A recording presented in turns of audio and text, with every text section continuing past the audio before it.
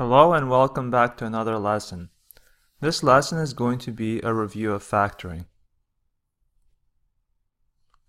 So we're going to begin by reviewing common factoring.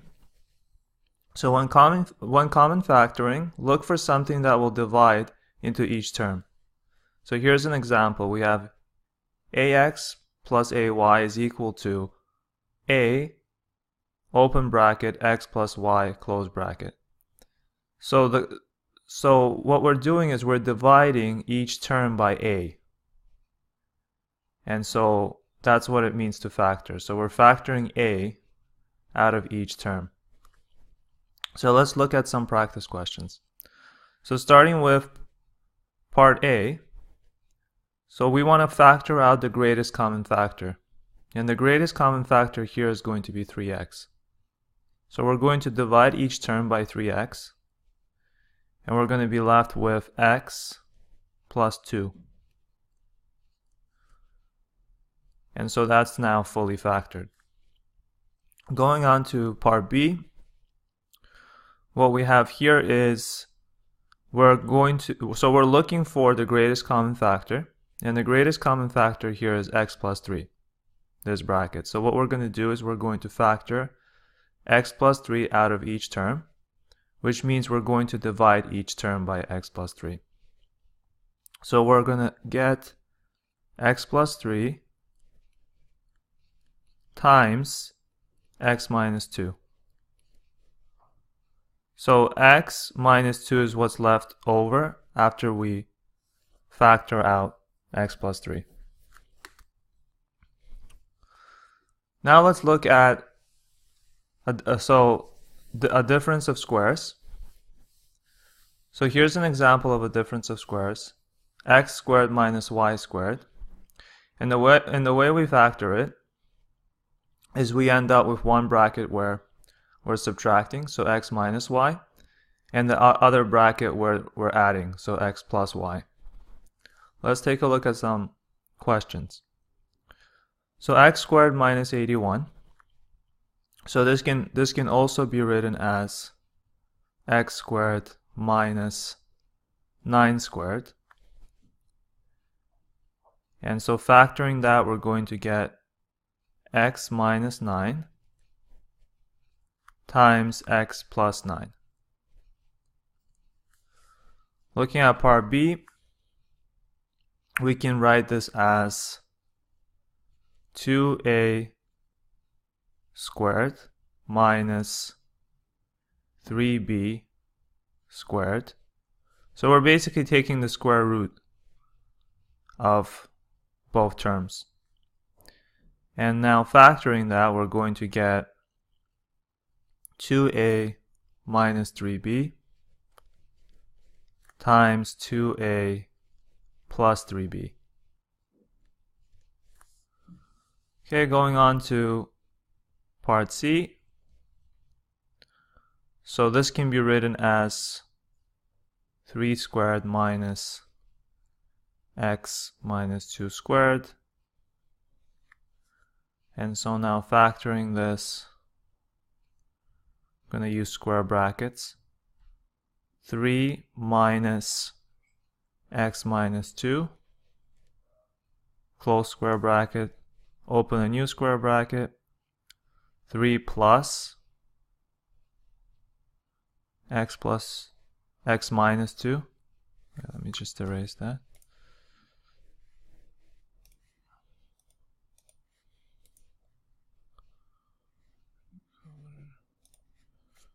So that's still x minus 2.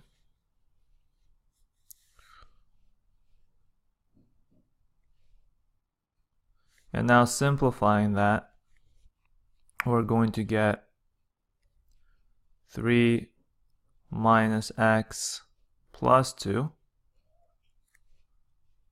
and 3 plus x minus 2. So I'm just multiplying in this case, the plus here, and in this case, I multiplied in the negative. And simplifying that further is going to give us 5 minus x times 1 plus x. Okay, so moving on to quadratics now.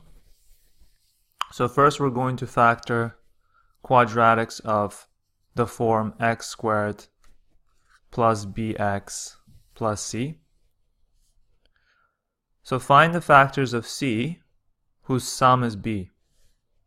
So let's take a look at part A. So in this case, the product that we have is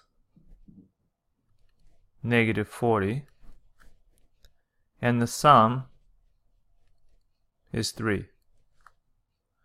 So we need to think of two numbers that multiply to negative 40 and add up to positive 3. And so those two numbers would be 8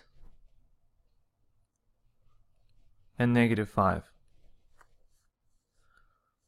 And so now all we have to do is write out, so x plus 8 times x minus 5. So it's as simple as that. And then you would want to check. You would want to expand this just to check that you actually end up with this. So if you were to expand, so x times x, you get x squared. And then x times negative 5 is negative 5x. And 8 times x is going to be 8x. And then lastly, 8 times negative 5 is going to give you negative 40. So if you collect the two middle terms, you're going to end up with 3x. Looking at part B, so the product here is negative 24, and the sum is negative 10. So two numbers that multiply to negative 24 and add up to negative 10. And so those two numbers would be, let's see, so if we have, so two numbers, so it could be 12 and, so 2 and negative 12. Yeah, 2 and negative 12 would work. So x plus 2, x times negative 12. And once again, you would have to check that that works by expanding. Now looking at this, so this is actually, it resembles a quadratic, but it's actually a quartic function. But the way we factor it is very similar to the way we factor a quadratic. So all we have to do is we're going to start off by letting, we're going to let a equal x squared. And this is going to make it easier to factor this. So once again, we have to think about the product and the sum. So the product is 9. The sum is negative 6. And so two numbers that multiply to 9 and add up to negative 6. So negative 3 and negative 3. This is actually a perfect square. But so what I'm going to write here is I'm going to write, so I'm going to replace x squared with a, and x to the power of 4 is going to become a squared. So a squared minus 6a plus 9. And now what I'm going to do is, now I can just factor it. So I'm going to get a minus 3a, and actually 3, just minus 3, there's no a here. A minus 3 times a minus 3, which really ends up becoming a minus 3 squared. It's a perfect square. Now I'm going to put back the x squared. So we're going to end up with x squared minus 3 squared. And so that's what it would look like in factored form.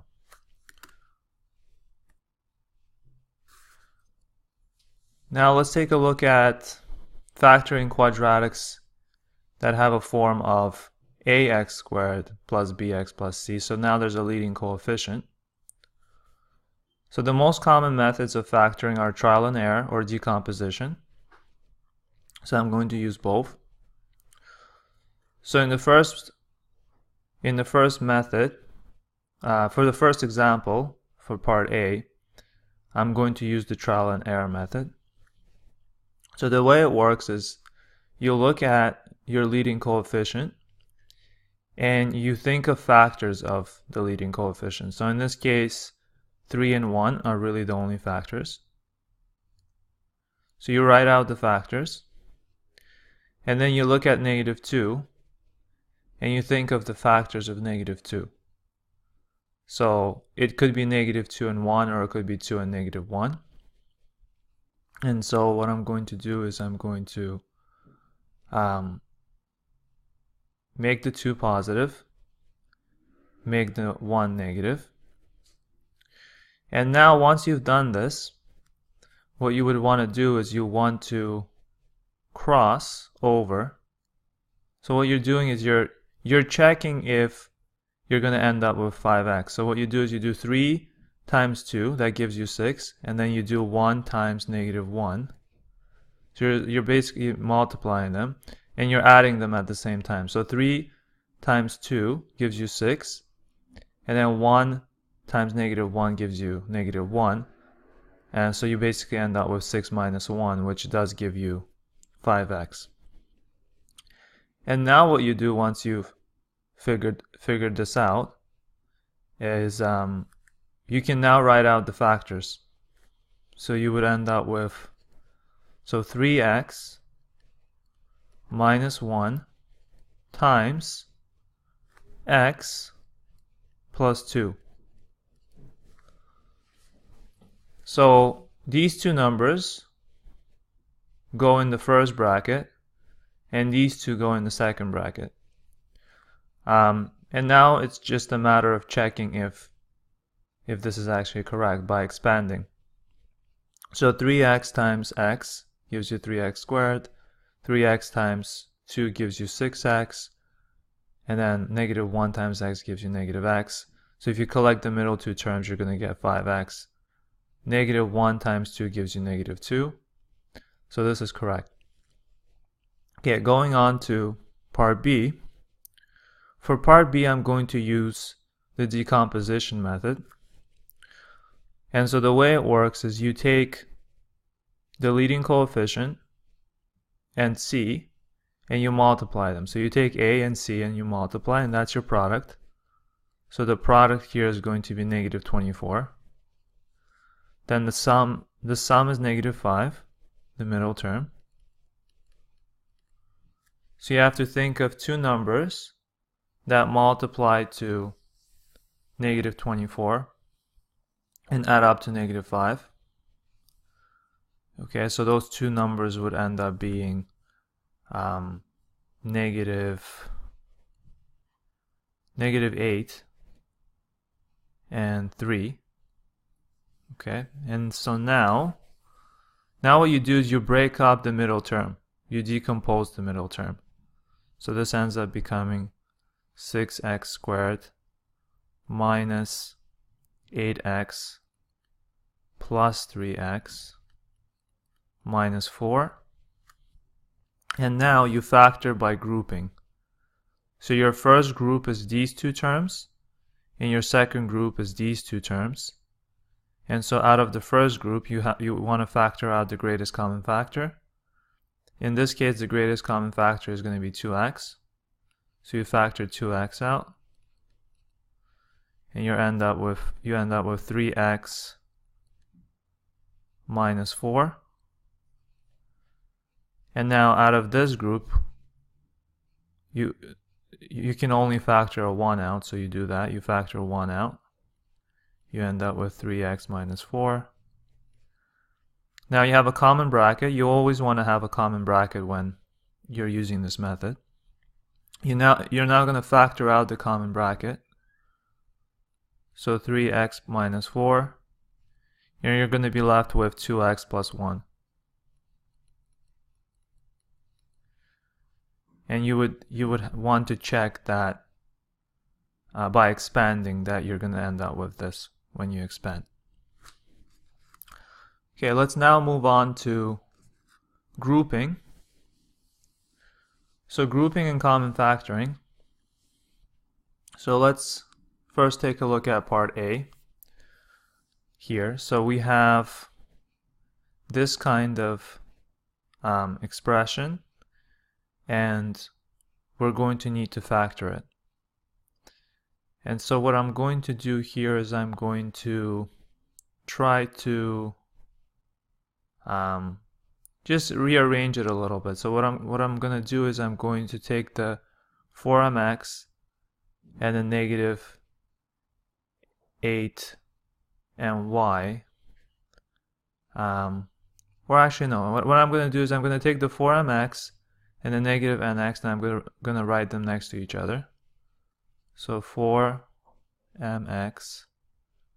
minus nx. And I'm also going to write the plus, so plus 2ny minus 8ny. So I'm going to treat this as my first group, and I'm going to treat this as my second. So out of the first group, I'm going to factor out x, leaving 4m minus n in the bracket. And out of this group, I'm going to factor negative 2y.